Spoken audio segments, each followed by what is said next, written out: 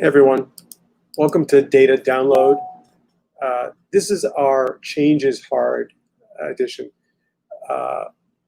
As some of you probably already know, every week we publish the newsletter Data Download here at the Media Lab, and part of what I've been doing over the last couple of weeks is just walking you through some of our thinking about what we've curated, where it's come from, and the articles. You're welcome, of course, to subscribe to the newsletter, and then you don't need to necessarily listen to me. And I'm going to put up right up there on the screen. This is the NYC Media Lab newsletter URL, and we'd love to have you subscribe. But, I want to be careful about this week because, it's easy for those of us who work at the Media Lab to say kind of flippantly, change. We're about change. We're about technology. We're about media companies. We're about the complicated relationship between AI and machine learning and makers and creators and the media. And so the line I like best in the introduction of today's newsletter is this line: change is hard, change is good, change is necessary. Because, and I almost think the most important thing is to start with that first change is hard thought. I mean, what we're going through as an industry and as a society and as a city here in New York isn't going to be easy. And there's going to be real difficulties. And so the Media Lab tries to, in this weekly newsletter, pull out of the noise some really relevant stories and material that will be helpful to you and create a conversation. And I would say, if you're watching this on Facebook Live or you're watching this on YouTube Live and you want to join in, just join the comments and I will respond. So the first article, and by the way, huge shout out to our friends at the Edge Group who help us curate and publish this newsletter every week. This is an article, and I'll just read you the headline. Black Instagram users were 50% more likely than white users to have their accounts automatically disabled, internal research shows. So I find this incredibly shocking and troubling in all kinds of ways that are worth thinking about for a second. First of all, Instagram is owned by Facebook, so that's the algorithm that is related to Facebook.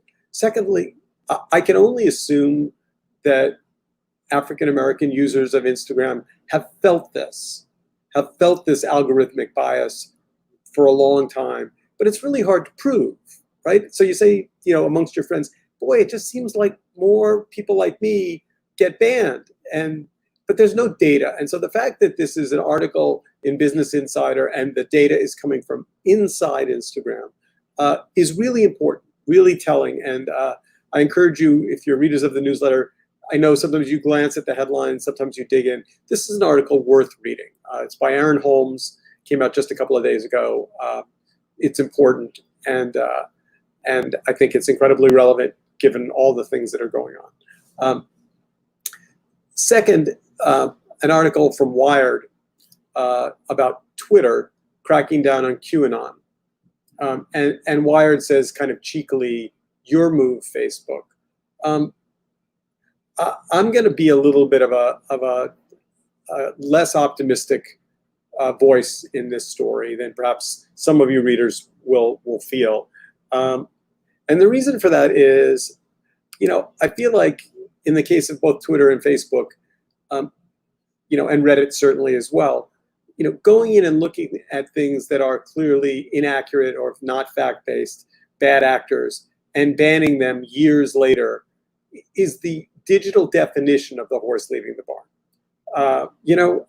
It's great they're banning them and all, but they've moved on. QAnon has its core audience. It's found other ways to reach them. I don't think any more than Reddit taking down R the Donald was newsworthy 2 weeks ago. To me, this is too little, too late. Now, as you know from reading the newsletter, we do try and mix serious things with things that are a little bit more lighthearted. And this is and isn't, but it's a great story. This is Disney's new AI is creating facial recognition for animation. Now, there's lots of reasons why that's interesting. First of all, one could argue that animated faces are inherently easier to identify than human faces for all kinds of reasons. Secondly, I continue to wonder why there is not a way for my phone to identify pictures of my dog. I don't know why it can identify my neighbors and friends in a group picture, but when I take a picture at a dog park, it can't recognize my dog. So this is one of those things. But if you think about it from Disney's perspective, or from any of the media companies we work with, incredibly important to know what assets you have. Incredibly important to know how many frames of every animated character there is in every one of your media properties. And we've actually done some work, not in the AI space, but in terms of machine learning around recognition of characters with some of our partners. So I like this article. It's in Engadget. I also just like seeing pictures of Disney animation popping up on my screen on a Saturday morning. Next up from the newsletter is a piece about the New York Times. Two things about the New York Times. First of all, this article, which is that they're now starting to use first-party data, which to me makes a whole lot of sense. But the second, and this is from Digiday, this article is from Digiday. But then the other thing, there have been some significant changes in leadership. There's a changing of the guard at the CEO level at the New York Times, and Meredith Kopit Levin is taking over in September as the CEO, and I think that's exciting for the team and a good change to have new blood in that role and somebody younger and a woman. I think it's and her track record at the Times is extraordinary. So Meredith, congratulations. And then do read the Digiday article about first-party data at the Times. Also important and relevant and timely. Next, in the what we're watching category, maybe this comes from my change is hard theme from this morning. I rewatched the Angela Lee Duckworth TED Talk about grit. I like the subhead here a lot. The power of passion and perseverance.